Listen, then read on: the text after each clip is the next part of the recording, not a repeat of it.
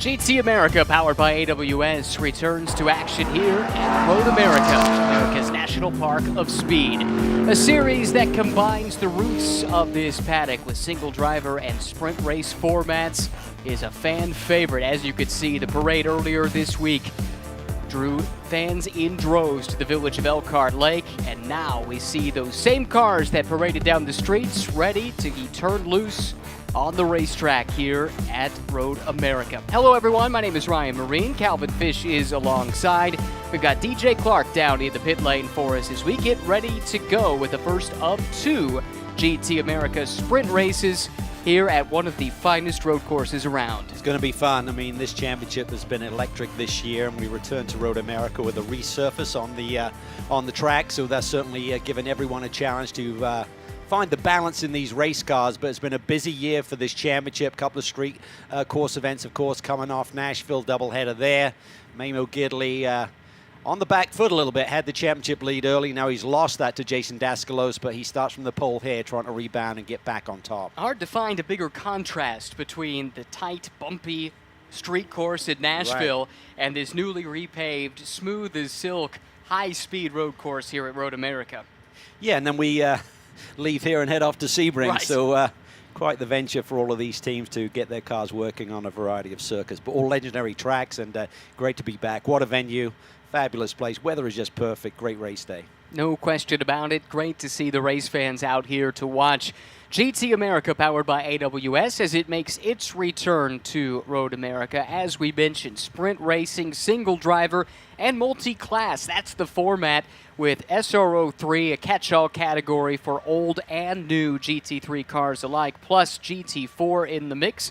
Occasionally, we do see a GT2 interloper as well, but just GT3 and GT4 here this weekend. And you mentioned Mamo Gidley earlier, certainly on the back foot there on the street course in Nashville, looking to find some of the form that he had early in the season, and it looks like this might be the place to rekindle that form. Yeah, talking to the team here this weekend, they really feel they did a test here. They're back on top of things, recognize they had a couple of things going on with their machine, which they have now corrected. And it's going to be fun to watch. The Mercedes are strong. There's a lot of Mercedes in this championship. Of course, 8 cars competing here. 4 Porsches, a couple of Audis, and Nissan, Corvette, Acura. But Mercedes seems to be the car to beat around this circuit. They lock out the top 3 positions on the grid. And we do have some newcomers that we should highlight as well within the SRO 3 category. The CDR Valkyrie team running a couple of cars that figure to be fan favorites, including at the very back of the SRO 3 grid, Amir Halim in that Nissan GT3. I'm told it's the only one here in North America. Don't get a chance to see that thing compete too often, but also with a great qualifying effort, Brian Locke in that team's other car, an Acura NSX GT3 Evo. He'll start 4th today among some of the leading lights of the championship. Yeah, I think that's the big surprise from qualifying here earlier today. And Johnny O coming off a victory on the streets of Nashville in his Audi. Ski Auto Sports, he lines up 7th, so he's going to go to work. I think he was expecting to be a little bit further up the grid on fresh tires here this morning. Expected 15 cars here this weekend. Unfortunately, we've lost a couple.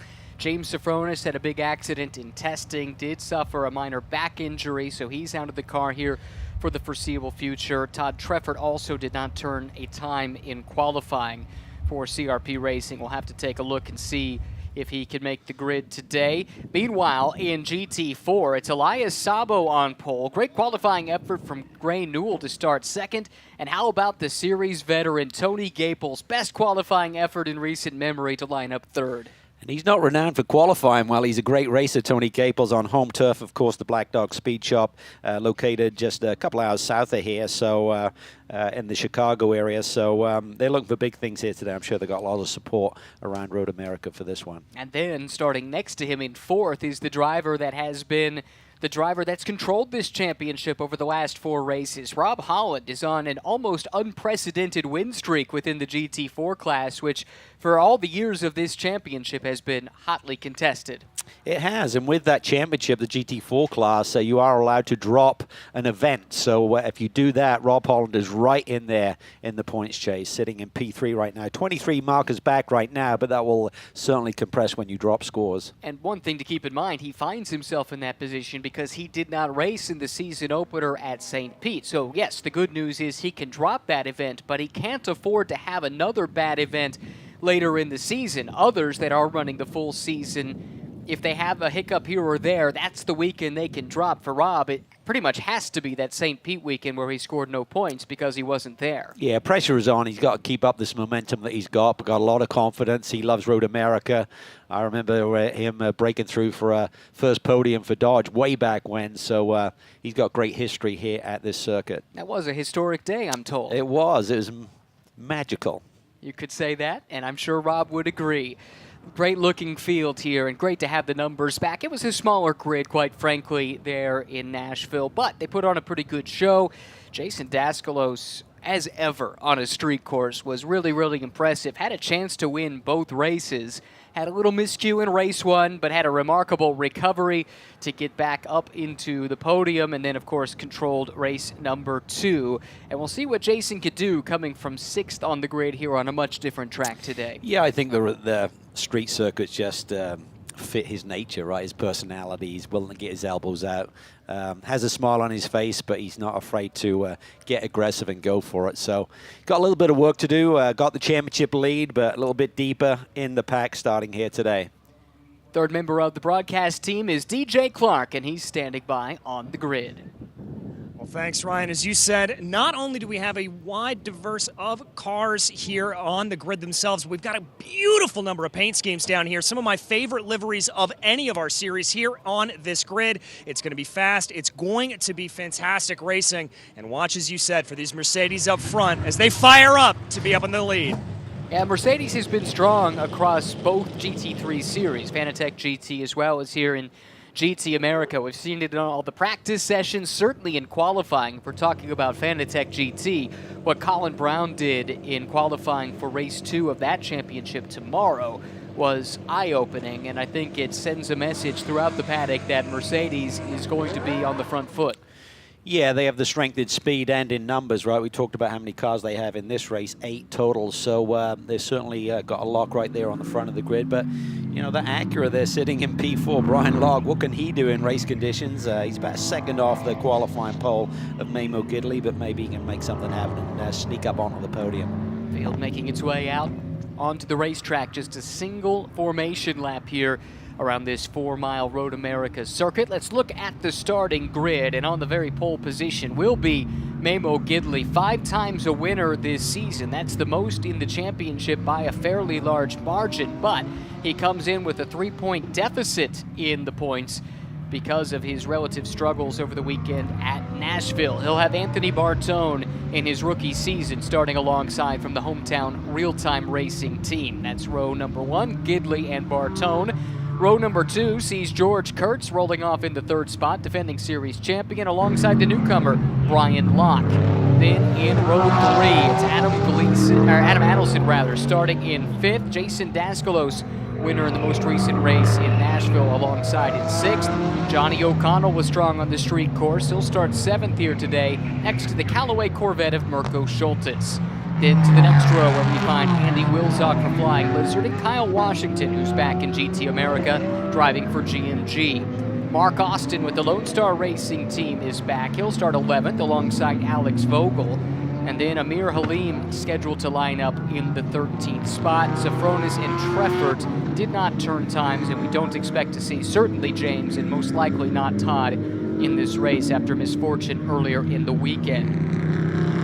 Now to the GT4 starting grid. Elias Sabo starts on pole. He'll have a fellow Aston runner in Gray Newell alongside. Tony Gapel's great qualifying effort starts 3rd next to Rob Holland. Jason Bell, Scott Blind in the next row, followed by Ross West, further back than you would expect from a championship contender, alongside Nick Shaney. Todd Perriott and Brady Behrman make up the next row of the grid, and starting out back, Tim Savage and John Roberts. That's the way they line up for this race. Race 1 of 2, 40 minutes, single driver, sprint racing, no pit stops here, Calvin. It's all go from the drop of the green. It is, and you got so much experience sitting there on the pole in the hands of Mamo Gidley, and you got the young rookie Bartone alongside. had a stunning job in qualifying here this morning to line up on the front row. George Kurtz put his car on the front row for the Fanatec race a little bit later this afternoon. Lines up P3 right now. Not in the championship picture anymore, coming off the championship last year. Of course, he elected to miss Nashville. He's competing in another championship on the same weekend, but he loves to win, and it's all about track knowledge and just getting prepared for the Fanatec race this afternoon. And speaking of track knowledge, another driver that elected not to go to the street course in Nashville was Anthony Bartone, and that team utilized that time to go testing right here at Road America, and they feel like they learned quite a bit about this new track surface in testing, and it's translated, at least in qualifying, with a front row starting spot for Anthony. Yeah, the cars look good here this weekend, either in the hand of Anthony or his teammate Adam Christodoulou in the Fanatec race this afternoon, but let's see what happens here at the start, see if anyone can pull a surprise from deeper in the pack. Here comes the field. 3 Mercedes in the top 3 spots. The interloper is the Acura, started by Brian Locke. Toyota GR Supra safety car pulling off into the pit lane, and the Rover Pole Award winner, Memo Gidley, now has control of the field as they head up the hill towards the VP acceleration zone, and it's up to the pole sitter to get this race started. Gidley to the left of the screen, Bartone to the right, that's the front row. Kurtz and Locke in row 2, Adelson and Daskalos in row 3, and Gidley gets a great jump. Daskalos looking racy, trying to make it 3 wide, a little further back in the pack. Here comes the SRO 3 field, cross the start-finish line, roaring down towards turn 1. 3 wide there in the middle of the pack. Daskalos clears Adelson and gets inside of Locke there, side by side with the championship leader.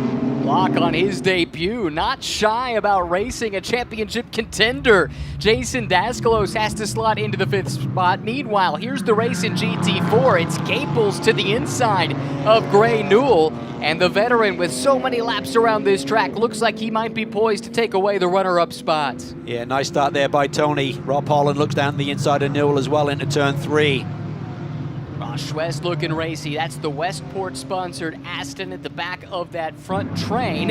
Oh, there goes Locke running a little bit wide at the exit of 5. That opens the door for Daskalos up the hill. They'll lean on each other just a little bit, and that moves Daskalos up to the 4th spot. Kurtz up to P2 now, so Bartone has dropped down to P3, having started on the front row. Great start by Gidley. His car's really come alive early. Bartone back on the attack. How about this? Kurtz is in deep. He's in too deep. Look at Daskalos, suddenly up into P2 for our championship leader. Needs no second invitation. He sweeps by and grabs 2 for the price of 1. That's the danger zone out there outside that racing line for the Acura of Brian Locke. Little tap of the brake there at the midpoint of the carousel, but he's able to hang on to it, coming under pressure now from the Wright Motorsports Porsche of Adam Adelson, who runs in the slipstream of that Acura. But look at the very front of the picture. Memo Gidley is already scampered away. Incredible commitment by Brian Locke there aboard that pink and blue Acura there. Now slots into P4. Bartone is back around Kurtz. Frantic opening lap for Brian Locke.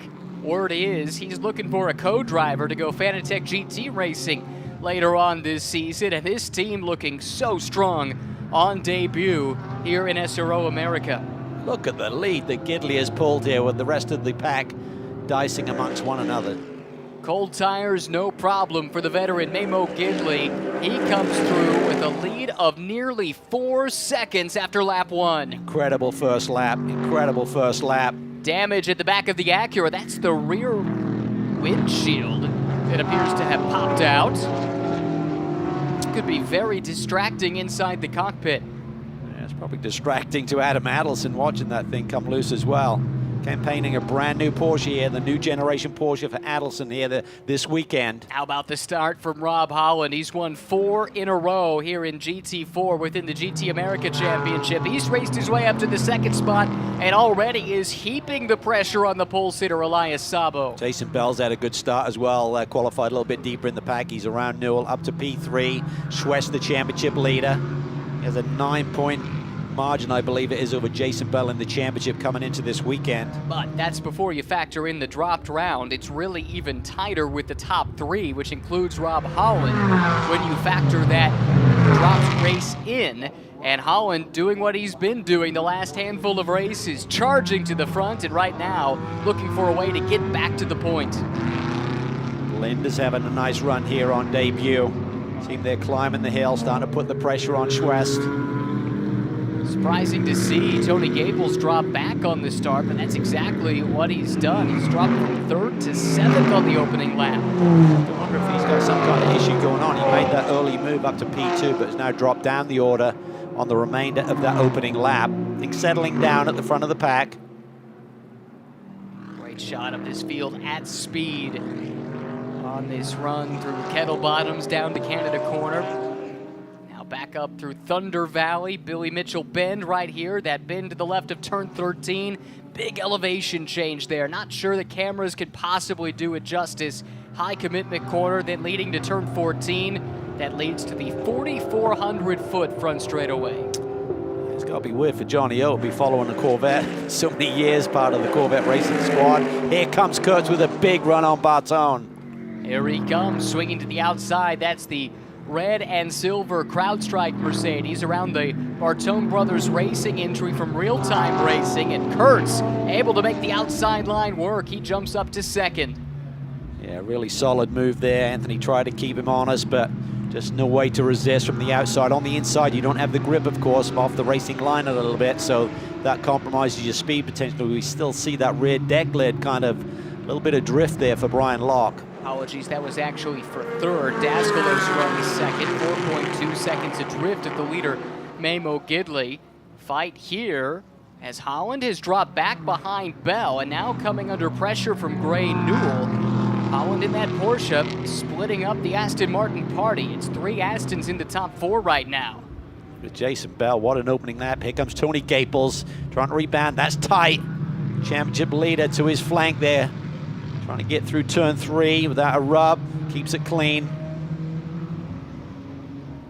Blend is in the bright yellow machine, running right behind these two. The battle continues on the run down to turn number 5. Schwest has the position. Gables trying to take it away, making the outside line work for him through turn number 5, up over those very bumpy curves on the outside, and Schwest ultimately taking that tighter radius, able to hold on to the position. Yeah, it looked like Blend in that bright yellow Aston Martin was going to get a run to the inside. He's got a lot of experience in IGT as the Porsche champion-elect this year. Got a big points lead over there. Dipping his toe in the water this year, so exciting times for him, running with Mike Johnson and the Archangel Group. Great team, so much history. Mike Johnson knows how to run a team, certainly a master of strategy as well. We did see earlier that the start was under investigation. I think we're about to see a replay of the start to this race. And Calvin, what stands out to you as the field comes to the initial green flag? I don't see anything initially. You see Daskalos there getting it. Kind of controls the pace there from the pole, so I don't think the pole sitter can do anything wrong. He just brings them up nice and slowly. Certainly Daskalos got his elbows out there a little bit on Adelson, so maybe they're looking at that, but pretty legit to me for our pole sitter at least. Memo Gidley just set the CrowdStrike fastest lap of the race at a 2:06 flat. He is lapping over a second faster than second place Jason Daskalos. George Kurtz is within a couple tenths. Gidley in his own zip code at the moment with a lead of 5.8 seconds after just 3 laps. Well, the team were confident, and this is probably showcasing why. I mean, he's just grabbed the pole this morning. Excellent lap and controlled the start nicely. Just taken off and let everyone scrap behind him. Through the carousel. Memo Gidley, TKO Motorsports, the team. So cool to see Memo at this stage in his career after the long recovery from those serious injuries suffered nearly a decade ago now at the 24 Hours of Daytona, back in top flight machinery, back running a full season, going for a championship. Remember him having a pretty big one in a champ car for Chip Ganassi Racing here up through turn 13, the corner that he's about to come into as well. So Road America has some history for Memo as well, right there. Up the hill through 13, back to 14 as we wait for second place Jason Daskalos, who finds himself now coming under pressure. George Kurtz has arrived on the scene, and he brought Anthony Bartone with him. Yeah, I think potentially Kurtz and Bartone have a little bit more pace than Daskalos here this weekend, but as usual, Jason had an excellent opening lap, got that track position, and he's going to get feisty trying to defend, I believe. Battle for second, third, and fourth. Adelson lingering in the background. He's in the 5th spot right now. Daskalos just came by at a 2:07.2. That is a full second off of what Gidley just turned out in front of this field. Yeah, I don't think anyone's got anything for Gidley right now, but this is going to be the fascinating battle to see who fills out that podium here this afternoon. Mercedes AMG occupies the top 4 spots in class. This is tough luck here for Locke, who had that great start. He comes into the pits because of that rear window plastic piece that might have been carbon fiber piece that was bouncing around in the wind, and he's been called to the pits. Yeah, Daskalos is going to get a drive-through penalty for improper start procedure, so him sort of like moving into the middle there that we saw and getting it inside of Adelson. Series officials didn't like that. Here comes Jason Bell with a big run. This is for the lead in GT4. Elias Sabo leading this Flying Lizard Motorsports train. A couple of teammates out in the front. Wide. Sabo drifting wide. That lets Bell slip to the inside. It tightens up there through the kink that is turn number 2. Now to turn 3. Bell lifting out of it and now finds himself under some pressure. He lost his momentum, and that brings Rob Holland back into the fray. It looked like he's just trying to size up and get a good run through the apex of turn 3, but Sabo made his line work and actually gaps Jason a little bit further. Now Holland has got a big run down into the turn 5 brake zone. In the backdrop there you see Tony Gaples to the inside of Gray Newell. Really nice job there of controlling the threshold braking down into that brake zone. Schwest got a little bit wide too, and now he's being attacked by Blind, got cut off, and now I think there's another battle breaking out back there too. We'll keep an eye on that, but at the front of this field, great fight for the lead. Elias Sabo still holding down the advantage over his teammate Jason Bell. I've been a little brush there between Newell and Gaples as they climb the hill at turn 6. Can't really tell, the cars are so similarly matched in color. You should see if they did have a touch. Sabo gapping Bell here through the carousel. See Locke trying to recover after being forced to the pit lane with that damage. Showed great pace in qualifying. He's been on it here in his debut weekend, and now has to work his way through the traffic. Not an easy thing to do through the kink. It isn't. He's got to be really disciplined here with the speed advantage you have with GT3 machine over a GT4 car. Really impressed with him though. Really solid debut. Holland not willing to simply let him go by, and for good reason. Holland's in a fight of his own. Locke does get the move made before 13. This is the drive-through served by Jason Daskalos, and that drops him out of podium contention. This is big with the championship in mind. He came in with a narrow lead, and his closest pursuer, Memo Gidley, has a massive advantage in this race. Yeah, just got a little bit antsy there with the slow start that Memo Gidley brought the pack up with, and Jason elected to try and make that move early. Got the eye of the stewards, and unfortunate for him, it's a big pit lane penalty here. It's about 40 seconds that you lose to the field with the length of pit lane here. That's true. Not all drive-through penalties are created equal. And when we're talking about a pit lane that spans just about all of the 4,400 feet that is the front straightaway here, that is going to be a costly one from a time perspective. Kurtz is starting to respond. Kurtz just laid down the fastest first sector of this race, but he's got a lot of ground to make up. 8.5 second lead now for Gidley. Like Kurtz's car is starting to come to him. A little bit deeper into this stint, still a lot of time on the board, so if there's any sort of reset with a full course yellow, he could definitely be a player here for the victory over Gidley. Gidley coming now within 400ths of resetting the CrowdStrike fastest lap. He knows Kurtz is in hot pursuit, and George has put the hammer down. CrowdStrike fastest lap to the CrowdStrike car. George Kurtz a 2:05.8, chopping off a couple tenths of a second from Gidley's lead. Long ways to go here. Let's see what he can do. He'll need more of a margin than that to catch him, obviously, with the gap that Maymill created on the opening laps of this race. But he's free of any traffic now, got no threat from behind from Bartone and the rest of the pack. Obviously, with Daskalos' penalty eased the path for him as well. Got some clean air on the front end of that Mercedes. It also sends a message that if there is a safety car intervention, Memo Gidley cannot rest easy because Kurtz has the pace to challenge him. Adelson having a nice run here aboard the Porsche 992, the later generation. Just received this a couple of weeks ago.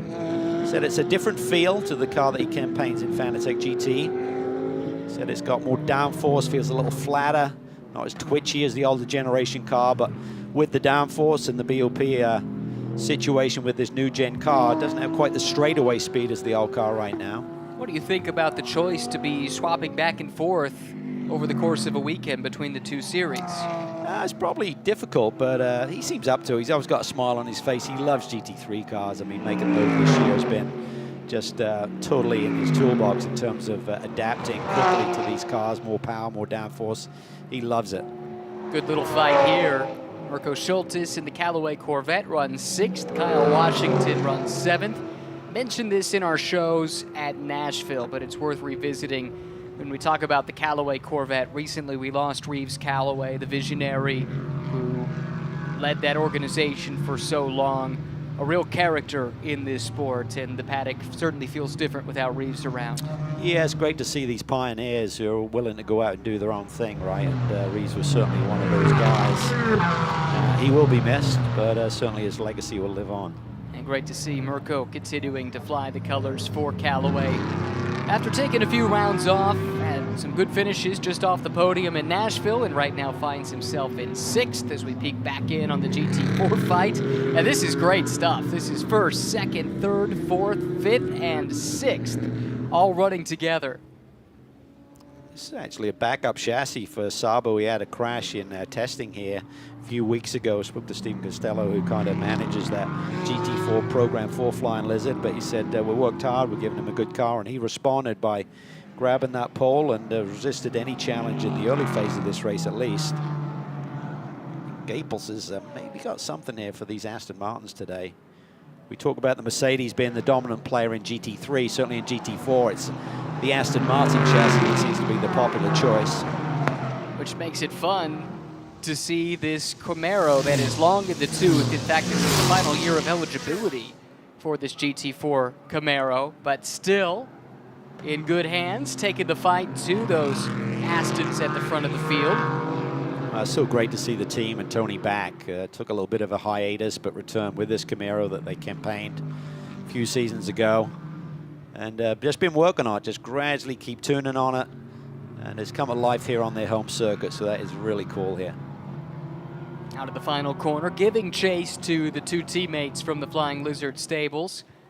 Elias Sabo, Jason Bell. I talked to Jason earlier in the weekend. There's been a lot of talk about this new track surface here and the importance of staying on that line. If you venture off, the grip level goes down. And he said, you know what? I kind of like it. It reminds him of racing in the rain, which he also enjoys, where if you get just a little bit out of whack, there could be big consequences. And Jason feels like he thrives in those scenarios. Another Jason here, Jason Daskalos, that car pulling back to the paddock area. This has been a disastrous day here. Big short there at the right rear, trying to identify who runs the CRP organization. What is the problem? You can keep him out there to score some points. That's it. That said, with the field as big as it is now, you have to be in the top 10 to get a point. So it's not like you just have to be there at the finish these days. 14 cars now in, I guess 13 here in this race in GT America, so it's not a given. That's only the top 10 to score, so. It would take some misfortune for others, I think, at this stage. But there is grid position for tomorrow to think about. Yeah, fast laps and things like that, and also using it as a bit of a test session to try and identify what the problem may be and get it corrected. So we use this last 20 minutes or so as a little mini test, possibly. Carousel, such a tricky corner here at Road America. Elias Sabo showing the way in the GT4 class. And let's hear down in the pit lane from DJ Clark. Hi guys, I'm down here with CRP Jason Daskalos. As you can see, just pulling down into the paddock. They're not entirely sure what happened to the car, taking a look at the rear end, but I have been told something broke. Tough luck there for Jason. just after he had fought so hard to get the lead of the championship back with those results there in Nashville. So Holland continues to run in the 4th position off the podium right now, so his win streak may be coming to an end here unless he can pull a rabbit out of his hat. He certainly felt like this would be a good place for him. You go back to last year and he won the first race, had some misfortune in the second race at Road America. That time, that was a 3-race win streak that he was on. He's done one better and put 4 in a row together. Runs 4th at the moment as we approach the halfway mark in race 1 of the weekend. Lap traffic for the leaders to contend with. This could change the equation. Gidley knifing up the inside of Blend, and that is going to leave him high, wide, and handsome. That brings Nick Shanny up there in a fight for position in GT4. Shanny's having a great weekend, just gradually building his confidence. Whoa! Oh, that's a spin. 13 car around. Parriott. Yeah, apologies, I called that as Blend, but that was Parriott. You're right. So that gap up front, it was up about 8.5 seconds before Kurtz escaped the clutches of the rest of the pack. It's now down to 6 seconds. Kurtz not on the last lap, on a previous lap, lowered the best lap of the day down to a 2:05.5. That's half a second quicker than Gidley. So he's got pace to play with, but time is going to be the fact here as we approach the halfway point in this 40-minute race. Spot on, halfway, 6 seconds the gap. That traffic could have something to say about this as well as they work their way through the GT4 field. And I do love mixed class racing, Calvin. I'm glad there's still a spot for it here in the SRO America paddock. And it has been a good combination, GT3 and GT4 working together within this championship since it debuted in 2021. Yeah, it's a fun dynamic. So Gidley carefully threading his way through this GT4 traffic. Sabo doing a nice job of hanging on. I know on the kink last time around, looked like Sabo was struggling a bit for grip, but here we see most overtakes on the day. Blend is leading that number with 10. Busy guy in his debut. Mentioned what he's been doing in IGT. It's prepared him nicely, it would appear, because he is keeping pace right now with Ross Schwest, who is the defending series champion. That is good company to keep right now. Yeah, it's been very impressive. Spoke to one of the crew members earlier this weekend. He said, look out for him. He's going to do great things. He's got good experience, and he's actually friends of the Schumacher family, believe it or not. Word connection somehow, but yeah, they said they know each other, so maybe picked up a few tips along the way. Couldn't hurt. Here's the battle for the lead in GT4, and the overall leader, Memo Gidley, has caught this group, and Memo really held up by traffic on that last lap. This could help out Gaples here if he can use this traffic situation. Yep. Just to really get a good exit there off turn 3 on Jason Bell. That last lap really helped George Kurtz, too. He cut the lead in half from Huge. 6 seconds to 3. Oh, his game on. He's in the backdrop there, so if Kurtz can get a good run through this GT4 lead battle, he's going to be really close to Gidley. All depends on time. Where do you catch that traffic? There you see top speeds entering turn 5, up over 150 miles an hour as you head to a heavy brake zone. I think on a clear lap, you're about 165 in a GT3 car around here. Top speed is actually a little bit quicker on the run down to Canada corner. Those high-speed corners on the approach there, but you'll be up on the wheel, exit the kink with speed. Here comes Kurtz getting down the inside of Jason Bell. See what happens here. It's tough to go around the outside. This is where it's going to hurt potentially Kurtz's ability to cut in at that lead. He's going to have to wait and try and squirt by between the exit of the carousel and the entrance to the kink. How tough is it to be patient if you're in the higher class car in this situation? Well, look at Sabo. He's defending, didn't want to let Kurtz through. That was a little bizarre. I'm sure he just saw a car there and didn't realize it was a GT3 car versus GT4 competitor. Not sure how much time that's cost George. We'll find out at the line. It was a 3.1 second gap from Gidley to Kurtz the last time by, but Gidley had already worked through most of that traffic, and George had not. Yeah, Kurtz took a further 3/10 out of Gidley's lead in Sector 1, but I think he may have lost a little bit in dealing with that traffic in Sector 2. There's Adelson working his way through the GT4 field, having a nice, solid day. First race in this 992 variant Porsche 911 GT3R runs 4th at the moment.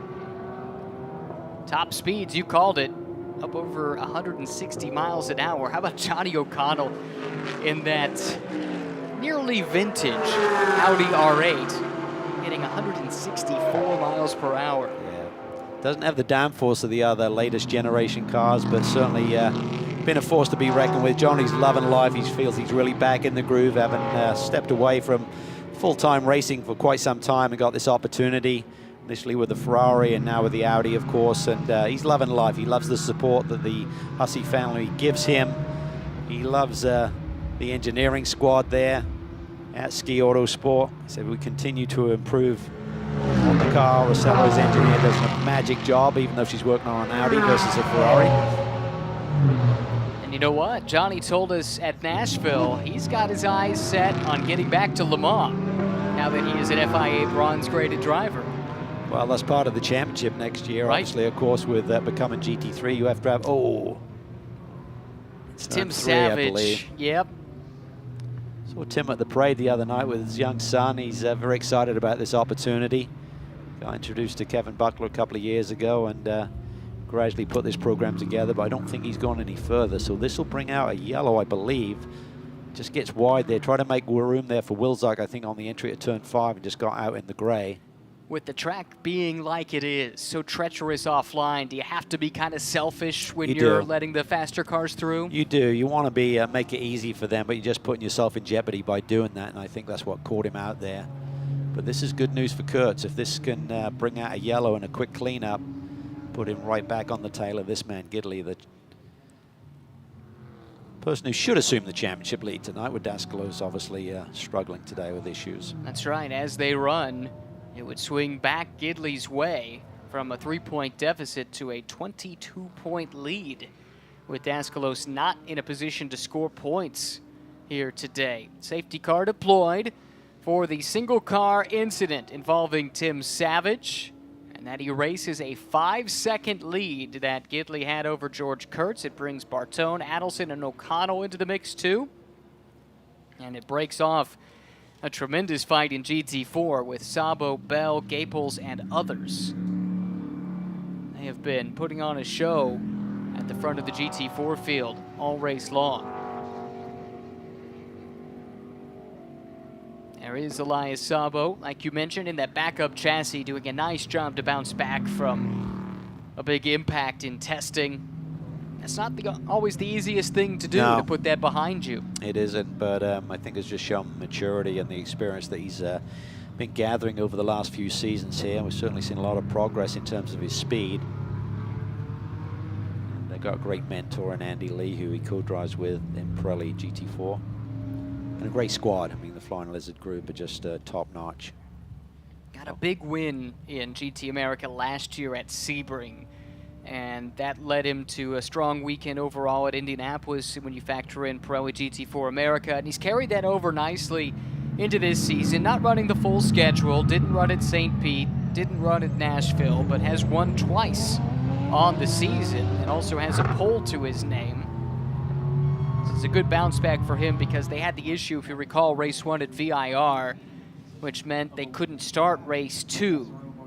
So it's been a rough month and a half or so when you factor that incident in with the testing crash. I think for Jason Bell sitting there in second, he's got to think about the big picture as well. He's got a few spots over Schwest, who sits in P6 right now, so it'd be a nice points game for Jason Bell. Came in trailing by 9 points. To do some quick tabulating to figure out if this would be enough to put him back in the points lead. It'd be a 10-point swing, so it'd give him the lead by a single point.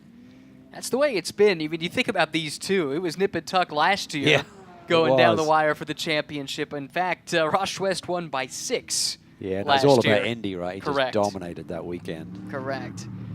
Even a pair of podiums at Indy was not enough for Jason Bell to clinch because Ross went out and won those 2 races. Didn't he and Povolato win a Pirelli GT4 race? That's my recollection, yes. As well, yeah. I think they got 3 out of 4 there that weekend. And that Schwest Povolato team need to sing its praises because they're going up against the likes of Flying Lizard and Black Dog Speed Shop that have been around the block a fair few times.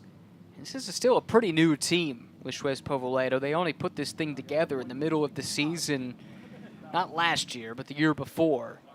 And they've instantly been on the pace. Aaron Povoledo deserves a lot of credit for putting that program together on short notice. Still behind the safety car, just over 11 minutes to go. Let's head down to the pits and DJ. Well, I just had a chance to talk to the Flying Lizard team, and as you've been talking about, Ryan, they are keenly aware of the fact of where Ross Schwest is, but that does not change their strategy for Jason Bell. It is all push for that Flying Lizard team. They want to get as many points out of today as they can. It's interesting. Teammates. True. Sabo and Bell. That is true. See how that team elects to play that. Makes dinner interesting. Yeah, especially if it doesn't end well. Hopefully, though, they keep it clean. Jason, just the one win this year. That's a big surprise, and that was at his home track in St. Pete. He probably should have swept those. If you remember, he had wall contact on the last lap. That's right. Of that first race. Still managed to he had come a cut home down. third. Yeah, I think the brush with the wall cut down a Correct. tire, and then a bigger incident right before the checker. But That's right. But having said that, I love the maturity that he's now displaying. Yeah, he's not winning race. We get ready for a restart here, but he's got great mentorship with Michael Cooper on the radio as well. Memo Gidley into the VP acceleration zone and wasting no time, accelerating down the front straightaway. Tom Hansing hanging out of the flag stand with the green flag in hand. The fight is on for the third spot with Adelson getting a great jump. But how about this jump? George Kurtz putting the pressure on the ex-IndyCar driver Memo Gidley. Adelson around the outside. He'll grab the final podium position. Gidley goes wide. Here comes Kurtz looking inside, looking outside into turn 3. Yeah, Gidley having to be super defensive with his line there and protect.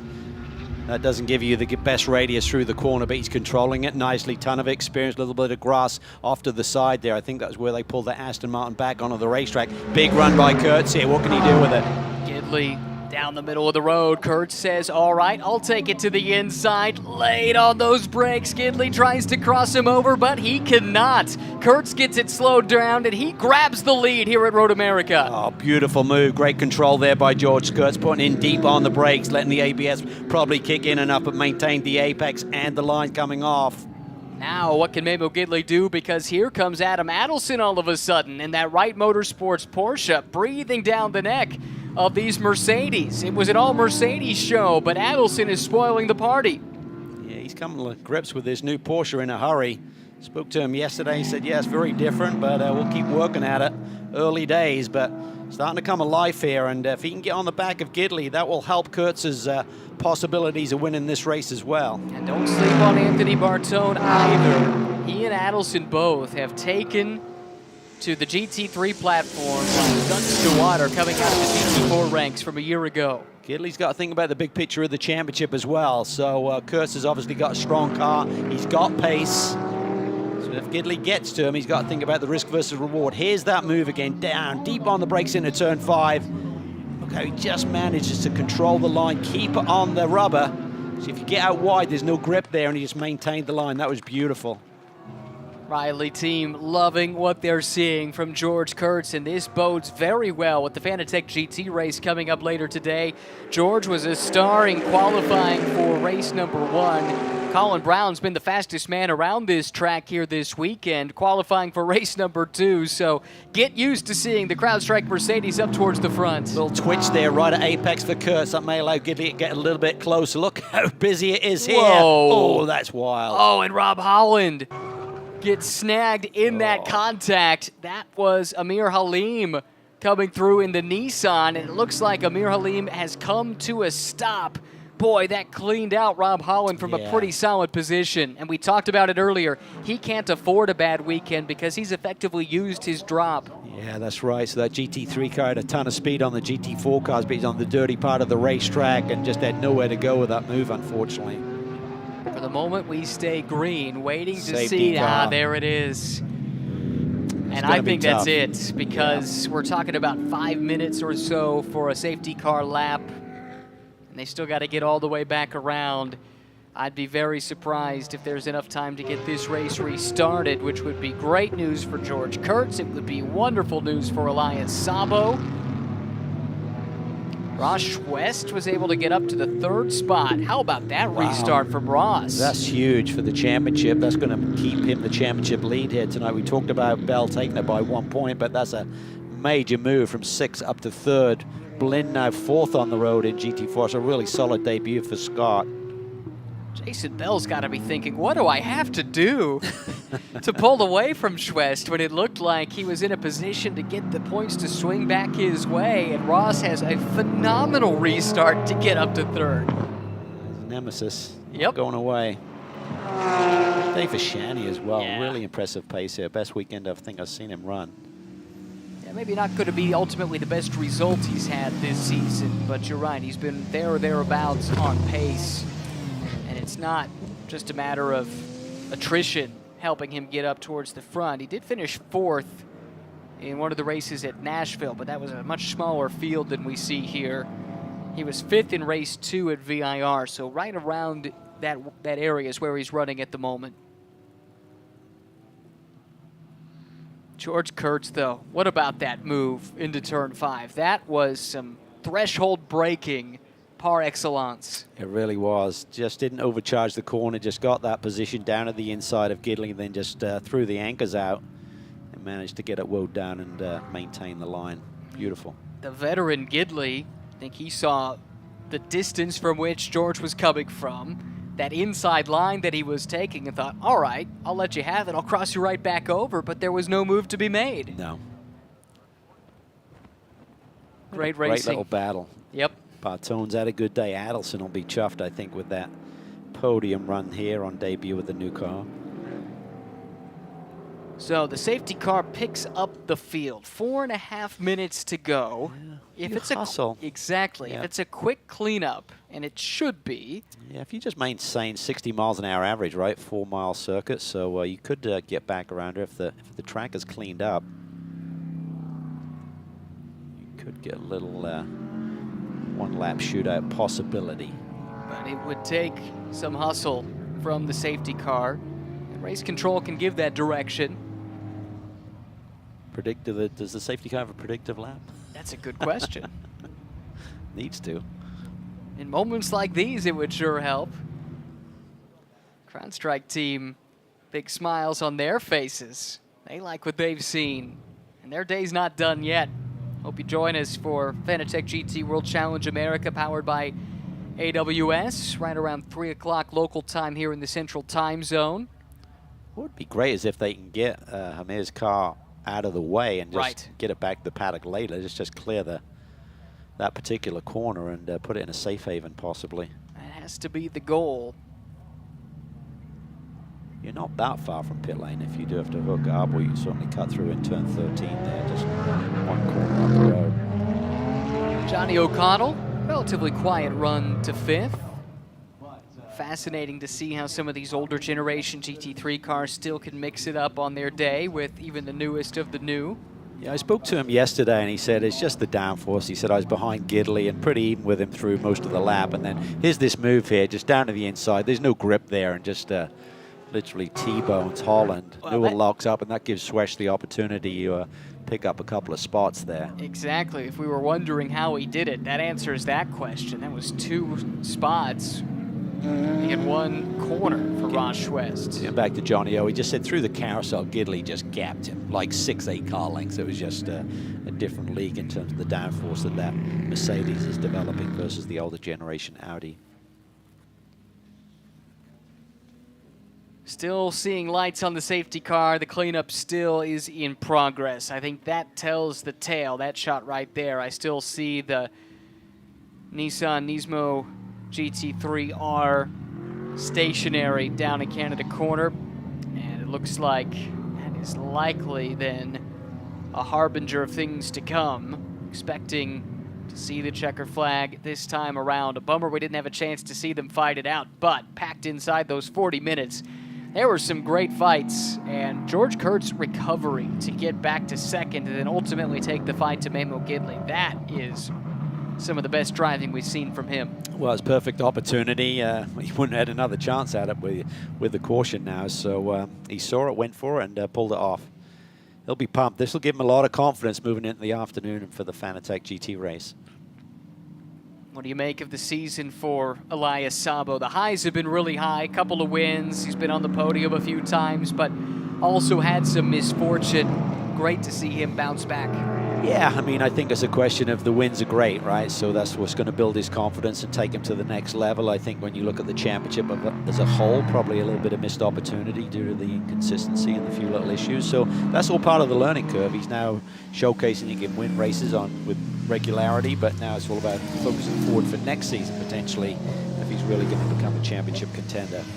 He and Andy Lee have been contenders in Pirelli GT4 America, the two-driver format. They were third last year in that series with 1 win and 8 podiums. Had 1 win here in GT America last year, finished 8th in points, came into this weekend 6th. And that's despite skipping a couple of rounds and effectively having no points to show for his weekend there at VIR. Not sure if we're going to see the checkered flag this time or not. The pace car's still whistling around at a decent rate, so we may try and slow him down here so we can finish on this lap. There's no point in doing another lap to wait and see the checker, I don't see. Yep, it's going to be a race against the clock to see if we have one more extra safety car lap here. 10 seconds, I think. It's going to be done, I think. I think we'll see the checkered this time by. Up the hill comes George Kurtz. Great move on what turned out to be the final full green flag lap. And George Kurtz took the lead from Memo Gidley behind the safety car. He takes the checkered flag first. George Kurtz wins race 1 of the weekend at Road America in GT America, powered by AWS. And for the 3rd time this season, Elias Sabo will go to victory lane in the GT4 category, leading home a Flying Lizard 1-2. I think for Kurtz, this will probably go down as one of his more memorable wins, to actually go after a guy with the experience of Gidley. When he looked at the stacked field this year, so many Mercedes out there competing with equal machinery, the experience of guys like Johnny O'Connell and Gidley joining the ranks. I think George will really relish this victory here today. He was the dominant driver in this series last year. So take a look back at this move so late on the brakes. I think you're right. Gidley expected him to overshoot the corner and just do the crossover, and it wasn't there. Credit to Kurtz for covering that off. That was right at the edge of traction. You could tell that car, he was standing on the brakes for all he was worth, and he got the move made to put him out in front. And you know, he's certainly no stranger, as I was saying, to victory lane in this championship. Won the title going away last year. Won by 151 points. Just an unbelievable season. 9 wins, 12 podiums. It has not come as easily here this year. In fact, this is only his 2nd win of the season. But the competition has stepped up. Yeah, I mean, championships are great, right? But I think a victory like today is maybe equally as special. Provisional race results. Race 1 at America's National Park of Speed, Road America. Gidley and Kurtz. Kurtz and Gidley. That's how they finish. Mercedes 1 and 2. Adam Adelson 3rd. Bartone, another solid day in his rookie season to come home 4th ahead of Johnny O'Connell. GT4, the top 5, Elias Sabo, Jason Bell, and Ross Schwest continuing their championship tussle. Gaples and Blind 4th and 5th, and look at how costly that incident was for Rob Holland. Not at all of his making, and he is all the way down at the bottom of the order in GT4. Yeah, that really hurts him, the championship charge that he had going. Big momentum, 4 wins on the bounce coming in here. Tough break for him. Difficult way to see that win streak snapped.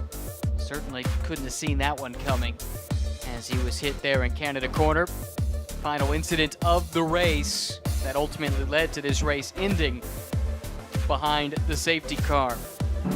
We do it again tomorrow, Calvin. What do you think we've learned today looking ahead to race 2 of the weekend? Well, I think we've seen that Kurtz certainly has the pace to maybe repeat. He'll be starting from the pole on the basis of the CrowdStrike fastest lap here today. In GT4, Tony Gaples, I mean, nice podium run, but He'll be thinking maybe there's a bit more there. I think he has fastest lap in think he does GT4, too. so he'll start from pole on his home track tomorrow, so that'll be exciting. And maybe I'll make Tony have an early night.